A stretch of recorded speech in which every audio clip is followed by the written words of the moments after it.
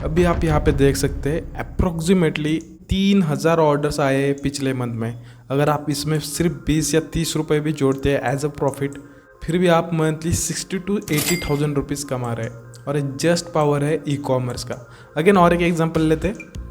यहाँ पे एक बेबी कॉर्नर है, तो यहाँ पे 12 पीसेस का पैक 300 के आसपास है। सपोज करो आप यहाँ पे सिर्फ 40 रुपीज़ का प्रॉफिट, मतलब नेट प्रॉफिट निकाल रहे हो। अगर 4,000 ऑर्डर है, मतलब 1,60,000 आपका नेट प्रॉफिट पर मंथ है।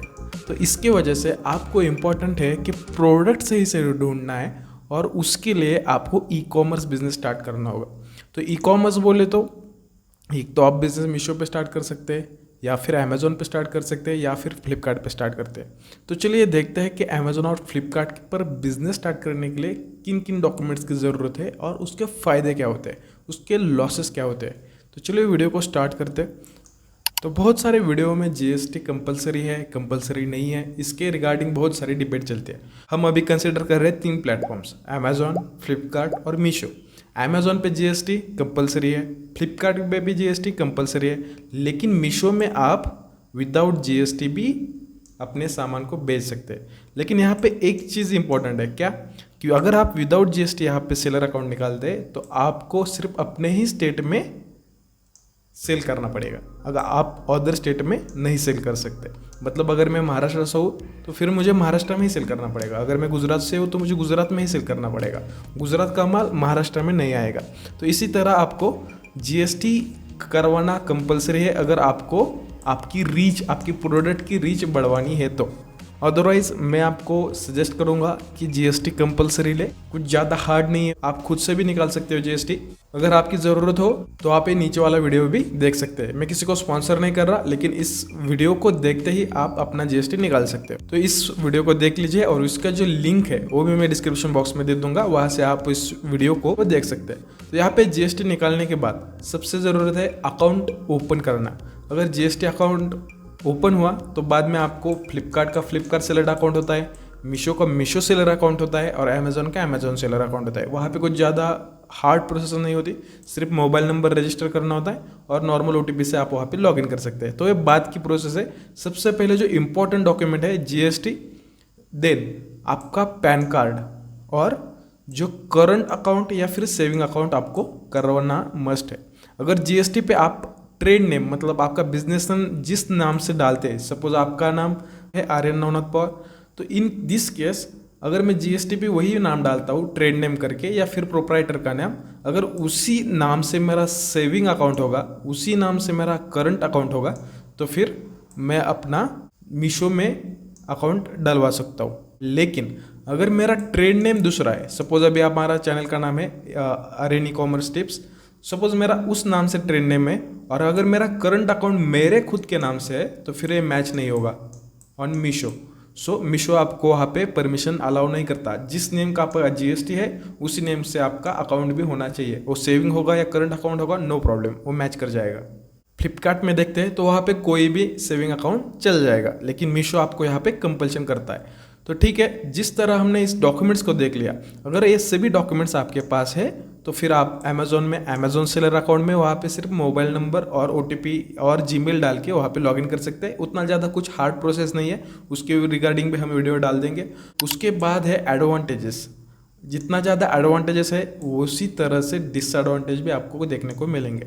सबसे पहले एडवांटेज क्या है, एक तो आपको हायर एक्सपोजर मिलता है, क्योंकि आपको ज़्यादा सेल मिलने लगता है, और आपको एक लॉन्ग टर्म में एक आपका शॉप का रिव्यू सेक्शन हो गया, रेटिंग सेक्शन हो गया, उसके वजह से एक आपका बिजनेस ग्रो होने लगता है। एक तो बिग प्लेटफॉर्म है, मतलब अमेज़ॉन आपका माल पूरे इंडिया में दिखाता है, आपकी जो प्रोडक्ट्स है वो आपके पूरे इंडिया में दिखाता है। इवन अंडमान निकोबार हो गया या टॉप का हिमाचल प्रदेश हो गया, वहाँ तक आपका इन्वेंट्री चला जाता है, आपके प्रोडक्ट चले जाते हैं। और तीसरा, यहाँ पे अनलिमिटेड पोटेंशियल्स है। मैंने ऐसे भी देखे जो बहुत जल्दी यहाँ से भाग जाते हैं, और दूसरे ऐसे भी लोग देखे जो कि अनलिमिटेड पोटेंशियल के साथ आज करोड़ों में टर्नओवर कर रहे हैं। साथ ही साथ अभी डिसएडवांटेज को हम देखेंगे तो सबसे पहले अगर आप ऑफलाइन स्टोर में सपोज 50 रुपीज़ का प्रोडक्ट है और इसको अगर 150 पे बेचता है तो हमारा टोटल 100 का नेट प्रॉफिट होता है। तो वहाँ पे आपका थोड़ा सा अमाउंट रेंट में चला जाता है, थोड़ा सा इलेक्ट्रिसिटी में जाता है, तो थोड़ा सा हमें करके अप्रोक्सीमेटली 60-70% हमको कमीशन बच जाता है। लेकिन अगर आप ई कॉमर्स का बिजनेस स्टार्ट करते हो तो यहाँ पे अप्रोक्सीमेटली आपका जो कमीशन है वो लो हो जाता है। क्यों? क्योंकि यहाँ पे अमेज़ॉन अपनी फीस काट लेता है, शिपिंग चार्जेस काट लेता है, मीशो ऑल्सो अपने शिपिंग चार्जेस काट लेता है, यहाँ पे जीएसटी डिडक्ट होता है। तो ऐसे छोटी छोटी चीज़ों की वजह से कमीशन बहुत ज़्यादा कम होता है। इसलिए हम अप्रोक्सली कैलकुलेट क्या कर सकते हैं, मैक्सिमम 30-40% हमारा नेट रेवेन्यू कैलकुलेट कर सकते हैं। उसके बाद अगेन आता है आरटीओ। आरटीओ मतलब क्या? सपोज आपने किसी को अपना प्रोडक्ट बेच दिया, वहाँ से ऑर्डर प्लेस हुई, आपने प्रोडक्ट यहाँ से बेच दिया और बेचते ही समय अगर उस कस्टमर वहाँ पे अवेलेबल नहीं होगा, अगर उसने वो पार्सल लेने से मना कर दिया तो फिर आरटीओ में पड़ेगा। आरटीओ इन द सेंस कि सपोज ई कार्ट से आपका प्रोडक्ट गया, प्रोडक्ट ने यहाँ पे लेने से मना किया या फिर प्रोडक्ट का एड्रेस रॉन्ग था और यहाँ से प्रोडक्ट आपके पास रिटर्न आया, मतलब आरटीओ। तो इसमें आपकी क्या कॉस्ट जाएगी? यहाँ पे आपको कुछ भी चार्जेस देने नहीं होंगे, लेकिन जो आपकी पैकिंग मटेरियल की चार्जेस है वो वहाँ पे आपको देने पड़ेंगे।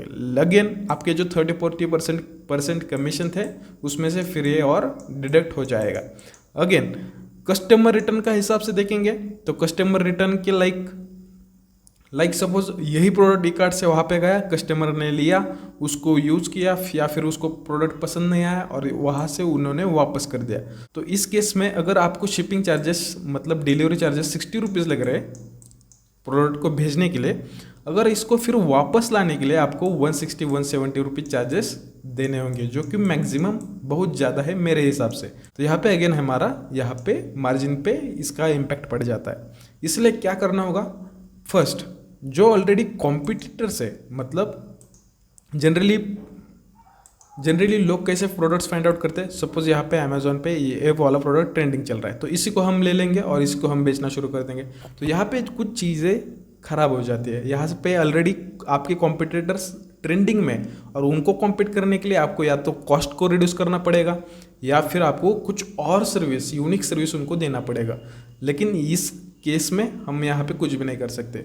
हाँ, थोड़ा सा ट्राई करने के लिए आप ट्रेंडिंग प्रोडक्ट्स लेके उसको बेच सकते, अदरवाइज आप इसको इग्नोर कर दीजिए ट्रेंडिंग प्रोडक्ट्स को। ऐसे यूनिक प्रोडक्ट्स फाइंड आउट कीजिए जो कि आपको सस्ते पड़ेंगे और आप अच्छे तरह से वहाँ पे मार्जिन निकाल सकते हैं। इन अनदर केस अगर सपोज आप इंडिया मार्ट पे प्रोडक्ट चेक करते हैं तो आपको यहाँ पे 50 रुपीज़ या फिर 37-47 रुपीज़ को ये प्रोडक्ट दिखाएगा। तो आपको क्या लगेगा, 50 रुपीज़ पे 2 प्रोडक्ट आए, 100 रुपीज़ लगा रहा हो और 150 रुपीज़ का प्रॉफिट, मतलब 50 रुपीज़ नेट प्रॉफिट।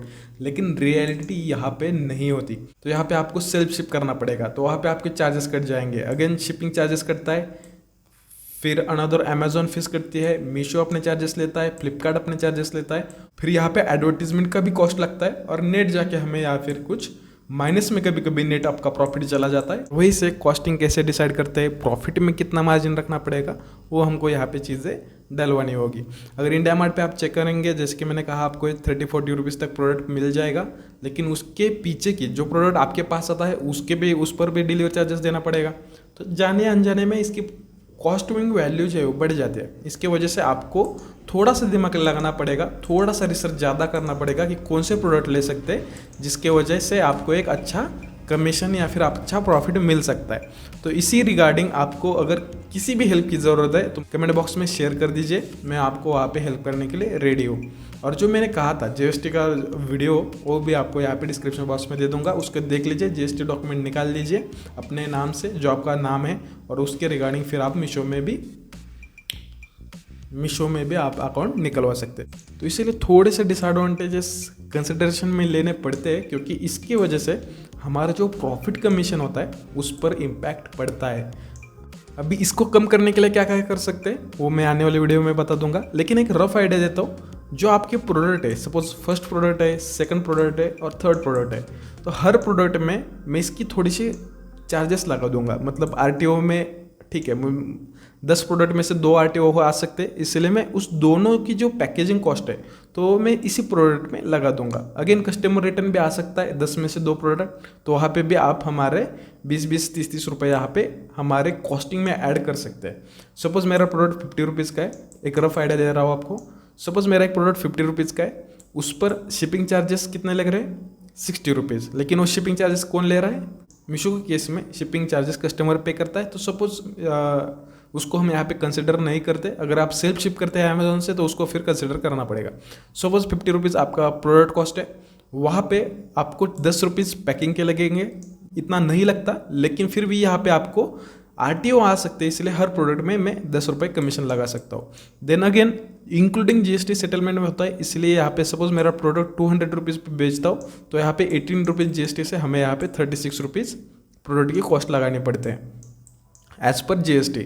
और फिर उसके बाद अगर हमारा कस्टमर रिटर्न हो जाता है तो यहाँ पे भी हमें 20 या 30 रुपीज़ ऐड करवाने पड़ते हैं। तो अभी मेरी अगर टोटल कॉस्टिंग देखेंगे तो अप्रोक्सीमेटली हो गया है 8, 6, 7, 12, अप्रोक्सीमेटली 128 रुपीज़ मेरी कॉस्टिंग चली जा रही। तो इतना ज़्यादा सिंपल नहीं है, थोड़ा सा हार्ड है, लेकिन आपको थोड़ा सा अगर रिसर्च करेंगे, वैल्यूएबल और हाई क्वालिटी प्रोडक्ट्स लाएंगे तो कस्टमर रिटर्न भी कम हो जाएगा। और उस प्रोडक्ट को कस्टमर रिटर्न ना कर सके, इसके लिए क्या क्या चीज़ें करनी होती है उसके रिगार्डिंग में मैं एक स्पेसिफिक वीडियो बना दूंगा। तब तक के लिए चैनल को सब्सक्राइब कर दीजिए, ठीक है। और इसी हिसाब से आपको यहाँ पे अपना मार्जिन निकाल के प्रोडक्ट को 180, 120, 180, 200 के आसपास बेचना पड़ेगा। अगर 200 आप प्राइस डालते हो तो यहाँ पे शिपिंग चार्जेस, अगर अमेजोन पे डालते हो तो यहाँ पे आपको शिपिंग चार्जेस अपने जेब से देना पड़ता है। इन केस ऑफ मीशो यहाँ पे शिपिंग चार्जेस 200 + 60, मतलब कस्टमर को 260 रुपीज़ यहाँ पे शो करता है। मतलब आपके कॉम्पिटिटर के हिसाब से आपका प्राइस भी यहाँ पे मैच होना चाहिए, अदरवाइज आपके प्रोडक्ट्स को कस्टमर नेगलेक्ट कर देंगे। तो इसी हिसाब से आपको इस चीज़ों को कंसिडरेशन में लेना पड़ेगा। अगर वीडियो पसंद आ गया होगा चैनल को लाइक कीजिए। हमारा चैनल न्यू है, इसी वजह से आपके लाइक्स की वजह से हमारी ग्रोथ अच्छी होगी। और चैनल को सब्सक्राइब कर दीजिए। अगर आपको कोई भी प्रॉब्लम आता है ई-कॉमर्स में तो कमेंट बॉक्स में आप डाल सकते हो, वहाँ पे मैं आपको आंसर कर दूंगा। वीडियो को एंड तक देखने के लिए शुक्रिया, थैंक यू सो मच। मिलते हैं अगले वीडियो में।